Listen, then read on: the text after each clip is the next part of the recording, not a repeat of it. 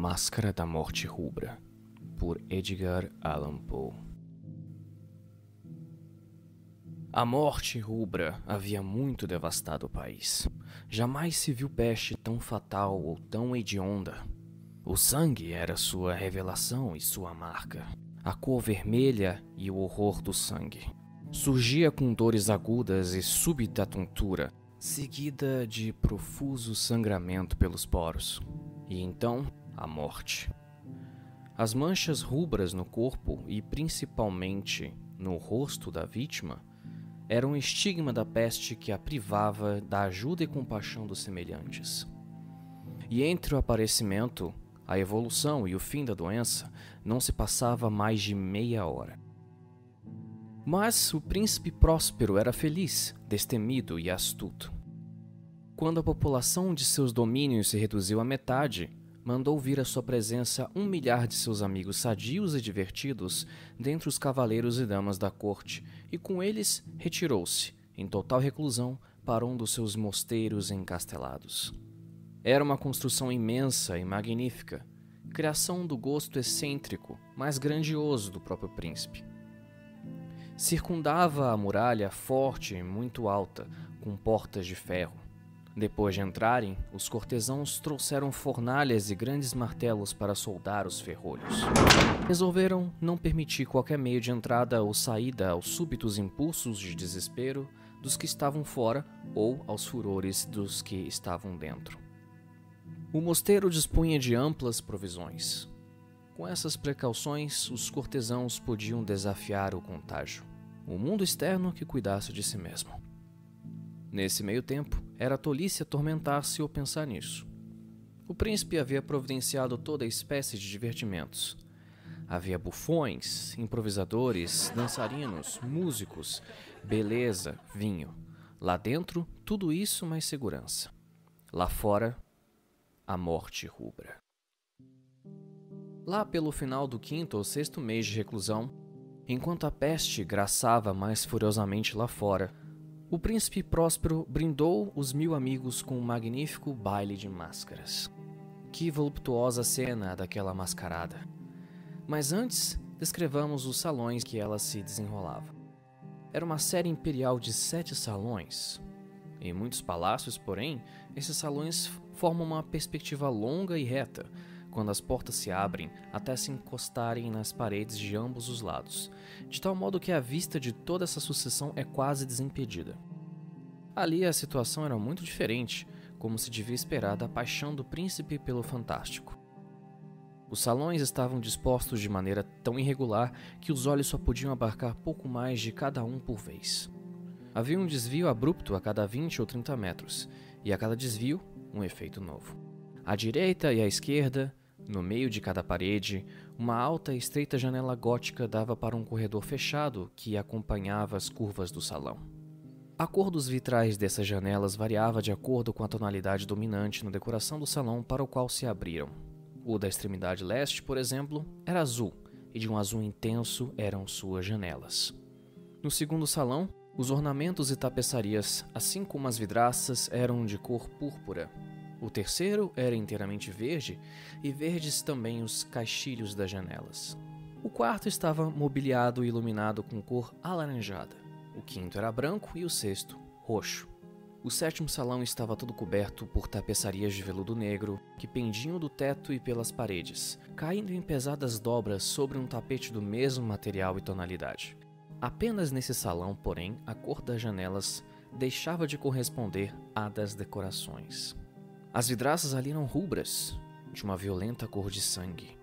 Ora, em nenhum dos 7 salões havia qualquer lâmpada ou candelabro, em meio à profusão de ornamentos de ouro espalhados por todos os cantos ou dependurados do teto. Nenhuma lâmpada ou vela iluminava o interior da sequência de salões. Mas nos corredores que circundavam a suíte, havia diante de cada janela um pesado tripé, com um braseiro que projetava seus raios pelos vitrais coloridos, e assim iluminava brilhantemente a sala, produzindo grande número de efeitos vistosos e fantásticos.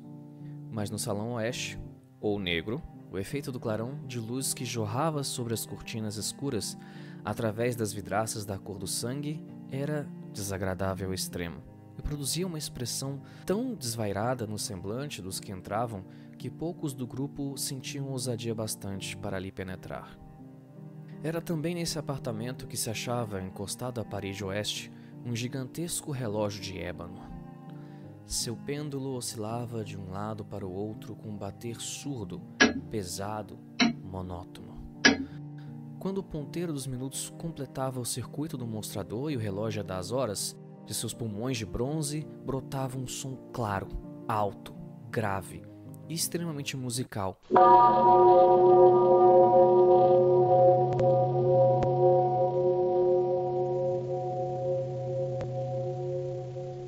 Mas em tom tão enfático e peculiar que ao final de cada hora os músicos da orquestra se viam obrigados a interromper momentaneamente a apresentação para escutar-lhe o som. Com isso, os dançarinos forçosamente tinham de parar as evoluções da valsa, e por um breve instante todo o alegre grupo mostrava-se perturbado. Enquanto ainda soavam os carrilhões do relógio, observava-se que os mais frívolos empalideciam e os mais velhos e serenos passavam a mão pela teste, como se estivessem no confuso devaneio ou meditação. Mas assim que os ecos desapareciam interiormente, risinhos levianos logo se riam do próprio nervosismo e insensatez, e em sussurros diziam uns aos outros que o próximo soar de horas não produziria neles a mesma emoção. Mas após um lapso de 60 minutos, que abrangem 3.600 segundos do tempo que voa, quando o relógio dava novamente as horas, acontecia a mesma perturbação e idênticos tremores e gestos de meditação de antes. Apesar de tudo isso, que festa alegre e magnífica! Os gostos do príncipe eram estranhos. Sabia combinar cores e efeitos. Menosprezando a mera decoração da moda, seus arranjos mostravam-se ousados e veementes, e suas ideias brilhavam com esplendor bárbaro. Alguns podiam considerá-lo louco, sendo desmentidos por seus seguidores, mas era preciso ouvi-lo, vê-lo e tocá-lo para convencer-se disso. Para essa grande festa, ele próprio dirigiu, em grande parte, a ornamentação cambiante dos 7 salões, e foi seu próprio gosto que inspirou as fantasias dos foliões. Claro que eram grotescas. Havia muito brilho, resplendor, malícia e fantasia, muito daquilo que foi visto depois do Hernani. Havia figuras fantásticas, com membros e adornos que não combinavam. Havia caprichos delirantes, como se tivessem sido modelados por um louco. Havia muito de beleza, muito de libertinagem e de extravagância. Algo de terrível e um tanto daquilo que poderia despertar repulsa. De um ao outro, pelos 7 salões, desfilava majestosamente, na verdade, uma multidão de sonhos. E eles, os sonhos, giravam sem parar, assumindo a cor de cada salão e fazendo com que a impetuosa música da orquestra parasse o eco de seus passos. E eles, os sonhos, giravam sem parar, assumindo a cor de cada salão e fazendo com que a impetuosa música da orquestra parecesse o eco de seus passos. Daí a pouco, soou o relógio de ébano colocado no salão de veludo.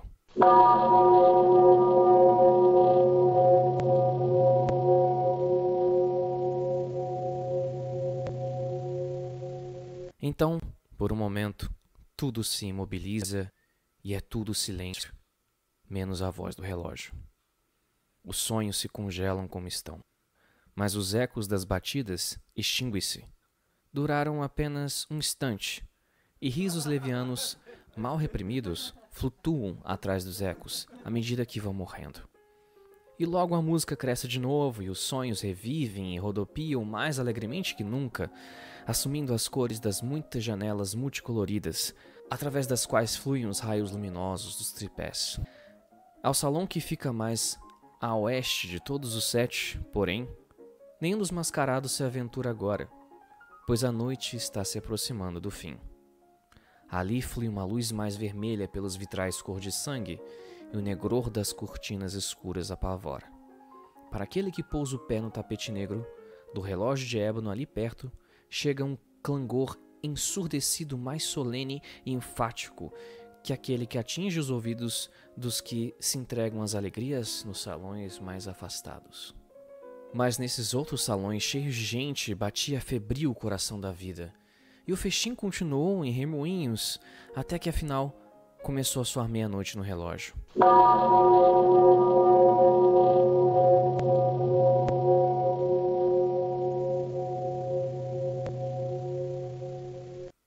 Então a música cessou. Como contei, as evoluções dos dançarinos se aquietaram e, como antes, tudo ficou intranquilamente imobilizado.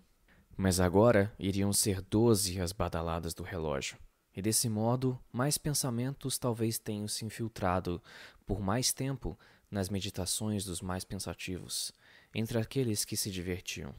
E assim também aconteceu, talvez, que antes de os últimos ecos da última badalada terem mergulhado inteiramente no silêncio, muitos indivíduos na multidão puderam perceber a presença de uma figura mascarada que antes não chamara a atenção de ninguém.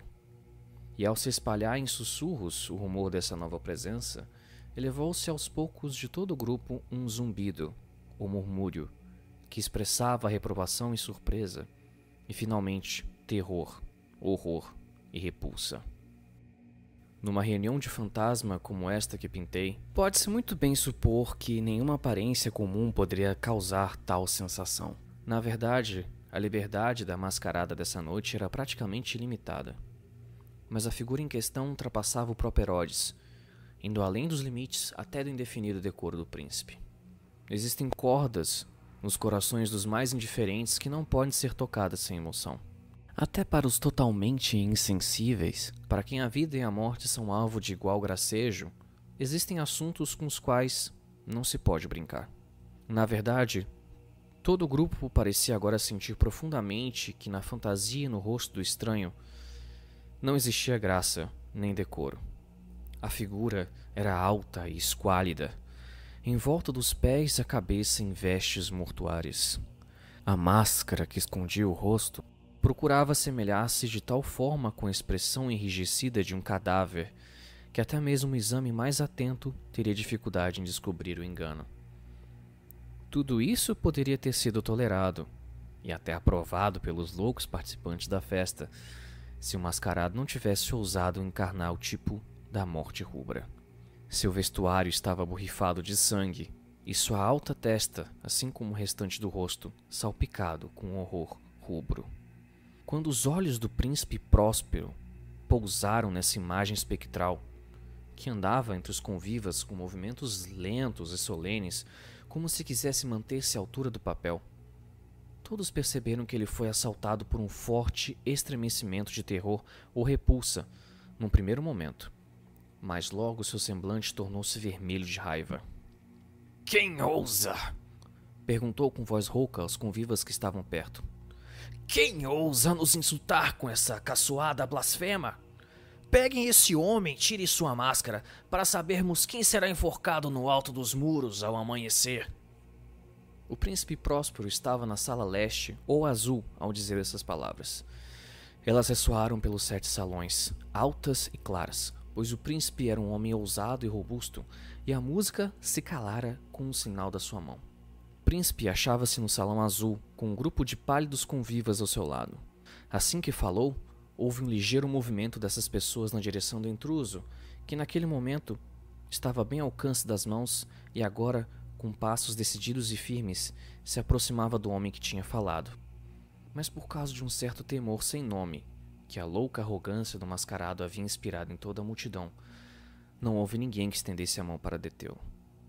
De forma que, desimpedido, passou a 1 metro do príncipe, e enquanto a vasta multidão, como por um único impulso, se retraía do centro das salas para as paredes, ele continuou seu caminho sem deter-se, no mesmo passo solene e medido que o distinguira desde o início, passando do salão azul para o púrpura, do púrpura para o verde, do verde para o alaranjado, e desse ainda para o branco, e daí para o roxo, antes que se fizesse qualquer movimento decisivo para detê-lo.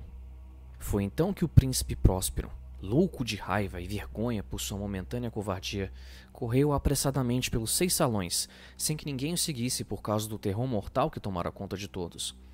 Segurando bem alto um punhal desembainhado, aproximou-se, impetuosamente, até cerca de 1 metro do vulto que se afastava, quando este, ao atingir a extremidade do salão de veludo, Virou-se subitamente e enfrentou seu perseguidor. Ouviu-se um grito agudo. E o punhal caiu cintilando no tapete negro, sobre o qual, no instante seguinte, tombou, prostrado de morte, o príncipe Próspero. Então, reunindo a coragem selvagem do desespero, um bando de convivas lançou-se imediatamente no apartamento negro e, agarrando o mascarado, cuja alta figura permanecia ereta e imóvel à sombra do relógio de ébano, soltou um grito de pavor indescritível ao descobrir que, sobre a mortalha e a máscara cadavérica que agarravam com tanta violência e grosseria, não havia qualquer forma palpável. E então reconheceu-se a presença da morte rubra. Viera como um ladrão na noite, e um a um foram caindo os foliões pelas salas orvalhadas de sangue, e cada um morreu na mesma posição de desespero em que tombou ao chão. E a vida do relógio de ébano dissolveu-se junto com a vida do último dos dissolutos. E as chamas dos braseiros extinguiram-se. E o domínio ilimitado das trevas, da podridão e da morte rubra estendeu-se sobre tudo.